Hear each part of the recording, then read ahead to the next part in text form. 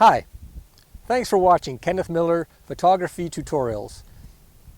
In this video, we're going to talk about subject and composition. Now, subject and composition is where you as a photographer get to shine. It's where your personality and your style come out. Now, if you're a beginner photographer, this could be a very exciting period of your life and your beginning in photography. This is where you get to discover what really appeals to you as a photographer, what subjects you're best at shooting.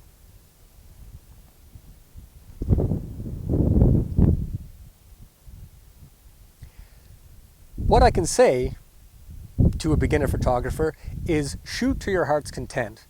Shoot everything. But use your camera. Use your settings. Use your tripod. Shoot at night. Do all kinds of different photography and get a feel for how you work and the things that you enjoy shooting. And you never know, you might end up enjoying all of it.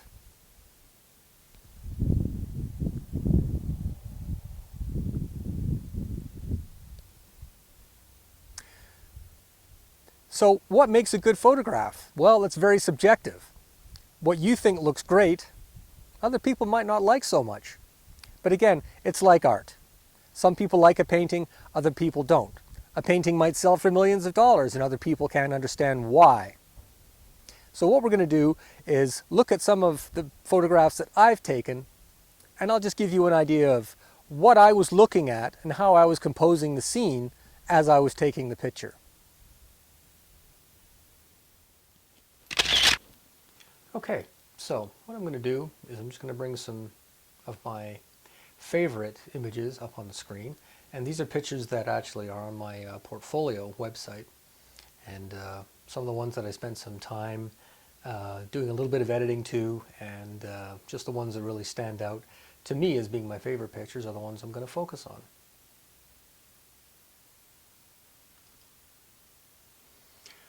Okay, so the first one I'm going to look at here is my sunrise picture over St. Margaret's Bay in Cape Breton.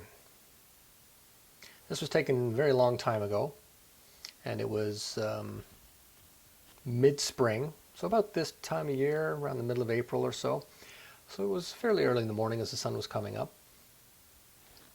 Now there's a lot of things here that are hidden because the sunlight is behind them. Now when you're composing a picture, you can do silhouettes of certain subjects. It's very important though to keep in mind that your viewer should be able to figure out on their own what that object is that's being backlit. In this case, it's pretty easy to see that there's some landscape, some low hills, some rocks, a shoreline, and some spruce trees. So they stand out fairly easily, and they're fairly identifiable. And then they become almost a wrapping for the subject itself, which in this case is the sunrise. Now with this particular photo, I may have bumped up the vibrancy just a little bit in Photoshop, just to bring out a little bit more of the orange. But otherwise, it's a nice shot, one of my favorites.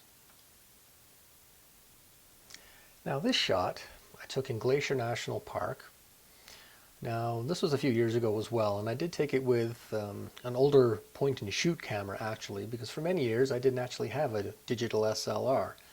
So I made do with the equipment that I had, and in Glacier National Park you can take a good picture. I mean, you can drop your camera. If the shutter opens, chances are you've got a good picture. Now this one, it was late fall, so the snow had just started to come in, started accumulating on the mountaintops. The clouds and everything just kind of came together with this picture. So I didn't really apply the rule of thirds here. The subject is the mountain, and it's right smack in the middle of the scene. The clouds are providing a good wrapper for the subject. It's a very dramatic shot, and the blue sky helps to give it a little bit of perspective. So when you're considering a shot like this, I could have moved the mountain to one of the points on the screen as a third. So but in this case I decided to put it right in the middle. Now with this close-up of the flower, it was also taken in Glacier National Park. You can see here that I've put the main focus of the photograph off to the upper left hand side of the picture. Now that helps to, now with this picture of the flower here, also taken in Glacier National Park, you'll notice that I didn't put the flower, which is the subject of the picture, right dead center. And here I moved it to the closer to the top and over to the left a little bit, just to give it a little bit of an offset feel. Gives it a nice look, allows you to see what was in the background, even though the background is slightly blurred out, like we talked about with depth of field. I used a shallow depth of field, got a wide aperture on this photo so I could get a good shutter speed, as I do believe it was a bit breezy that day. So I needed a higher shutter speed to kind of capture that flower and stop that blur effect. Now you don't need to see the entire flower to know what it is. I mean, the rest of the flower that you can't see is basically the same as the bottom of the flower. But it provides a nice offset, and the colors are good. Would have preferred a little bit more light on this subject, but there was a bit of shadow from some trees, but I still think it stands out as a nice clear shot. Now this photograph here basically speaks to depth of field very, very well. And it's basically a hole in an old log that's on the one of the beaches at Waterton Lakes National Park. And so what I've done is I've used as wide an aperture as I can get, and I focused on what was on the other side of that hole in the log. In this case it was the rocks on the beach. So that becomes the focal point. You have the randomness and the sporadic attitude of the rocks, and then you have the out of focus but smoother lines of the tree bark, and I think it provides a really nice contrast. And again, I could have done a few different things, and I do believe I have other copies of this photo where I use different aperture settings where everything is in focus. And there's another one where I have the wood in focus but the rocks are not, and this one provided the best statement for me. This is the one that I picked out as being the best one, and you can tell that the subject is a log. It's not hard to figure out what that is, and that obviously it's close to some rocks on a beach. So again, this is where depth of field comes into play. Closing the aperture all the way down would bring everything into focus, which is also quite effective as well, as long as people can differentiate between the foreground and the background and doesn't get blurry. And by blurry, I'm talking about as long as your viewer does not get confused as to what they're looking at. Now this waterfall picture here was also taken in Waterton Lakes National Park. It's one of my favorite pictures. I really like this one. And this is a very easy technique. You can see how the water is very smooth, almost has a misty type of appearance about it. And basically all I did is I slowed the shutter speed down by maybe 4 or 5 stops. And I just took a reading as to what the camera wanted to do. And what that will do is freeze the water so you can see almost every droplet. But what you want in a waterfall picture like this is to have the water be nice and smooth and flowing, almost like it's frozen. So slowing the shutter speed down will allow more water to flow while the shutter is open, therefore filling in more of the gaps and the holes and having a nicer spread, so to speak. And then any water, any mist that's coming up from where the water is hitting the pool, that will also have a little bit more time to accumulate. And we're talking about a fraction of a second, but it makes for a very effective picture. And in this photo, I did bump up the vibrance in Photoshop. Again, some photos can tend to be a little bit flat color-wise. So all I did was just increase the saturation a little bit of the colors that were already there, just to bring out the punch in the photo. And like I said, it's one of my favorite pictures. Now this is an old photo that I took quite a long time ago, It's one of my first forays into artistic photography, and this is a bulb exposure. And basically a bulb exposure is a setting on the camera that allows you to leave the shutter open for an extended period of time, maybe even minutes. And that's what I did with this particular shot. What we're looking at here are the lights passing by of the ferry that crosses Halifax Harbor between Dartmouth and Halifax. And so obviously I had my camera on a tripod. I opened the shutter as I knew the ferry was about to leave, and the lights left a trail on the film. Now, you can't see the ferry because a lot of the ferry, most of the ferry, was not reflecting any light to the point where the film was able to capture it. Only the very bright lights will end up being captured on the film. And I really like the effect on the water that the lights had, the very glimmery, shimmering effect on the water. That gold and green, I think, looks really, really good. And that's not the color of the water, that's the actual color of some of the lights closer to the bottom of the ferry itself. And again, one of my first attempts at artistic photography, and I really like the way it turned out. Now this picture here of the lighthouse, this is a good example of the rule of thirds. How obviously the lighthouse is the subject, but it's not completely dead center in the middle of the image. It's slightly off to the left. Now, there are obviously some pretty serious clouds in the background, which add a bit of dramatic flair to it, and adds a bit of contrast as well, because it appears to be a nice bright sunny day, and yet there's a lot of clouds in the background. So there's a lot of things going on in this picture, makes a nice scene, and again, just having it offset to the left or the right can make a mediocre picture a really good picture, just by moving the camera around. And like I've said before, take many, many different perspectives of a scene if possible, because again, it doesn't cost anything and you could end up with a much better picture and many more choices. Now this picture here of the old Aston Martin was taken a few years ago in the summertime.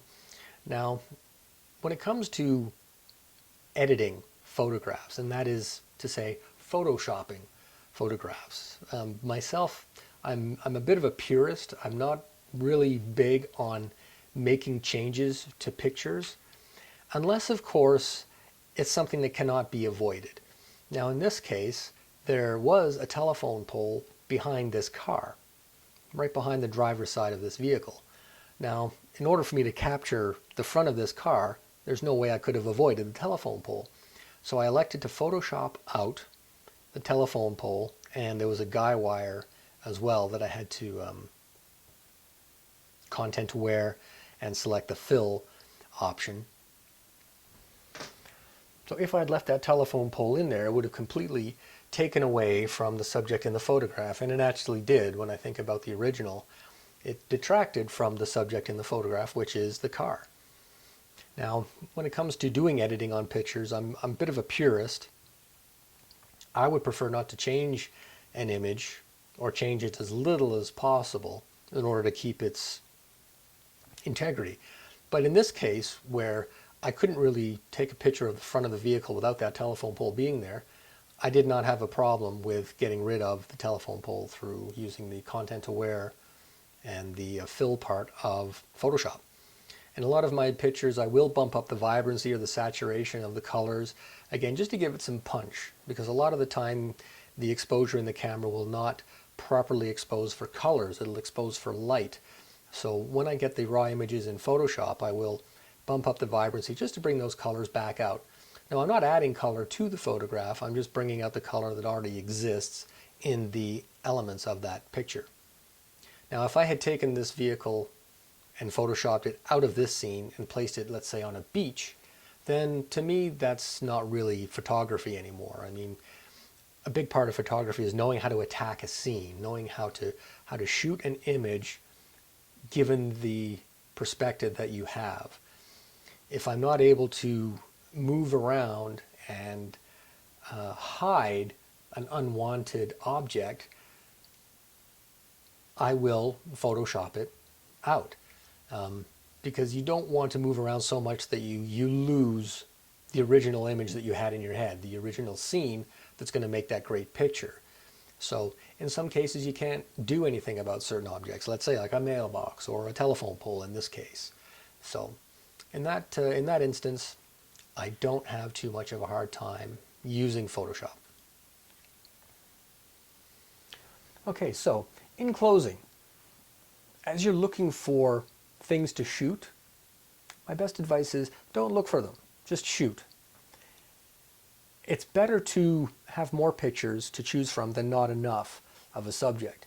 A lot of photographers, professional photographers, National Geographic photographers will take thousands and thousands of pictures, literally thousands of photographs, to end up having one picture published in National Geographic magazine. And that's got to be your mindset, is not every shot is going to be awesome, regardless of who you're shooting for, whether it's yourself or whether you're getting paid to do it for somebody else.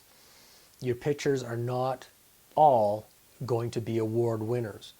But again, like I've said countless times, in this age of digital photography, just shoot, take pictures, use different aperture settings, different focal lengths,